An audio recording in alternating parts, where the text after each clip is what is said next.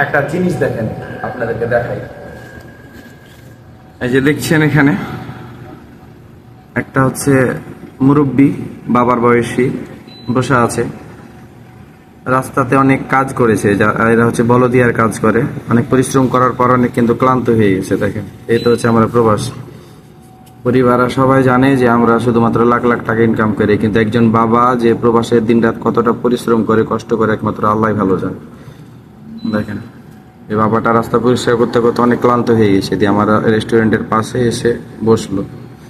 এই তো হচ্ছে অবস্থা। এভাবে কিন্তু প্রবাসীরা দিনরাত কঠোর পরিশ্রম করে কিন্তু টাকা ইনকাম করে, কিন্তু আমাদের পরিবারেরা কেউ কিন্তু বুঝতে চায় না, মনে করে যে না জানি প্রবাসে আসলে শুধু টাকা আর টাকা, কিন্তু এই টাকাটা যে উপার্জন করতে কতটা কষ্ট হয় একজন প্রবাসী বাবাই ভালো জানে। তাই সবসময় চেষ্টা করবেন প্রবাসী বাবা ভাই যারা আছে আপনাদের, তাদের নিয়মিত খোঁজ নেবেন, তারা কিন্তু আপনাদের জন্য অনেক কষ্ট করে পরিশ্রম করে। দেখি একটু পরে ওনাকে ডেকে কিছু খাবার দিব, এটা ভাবতেছি আমি।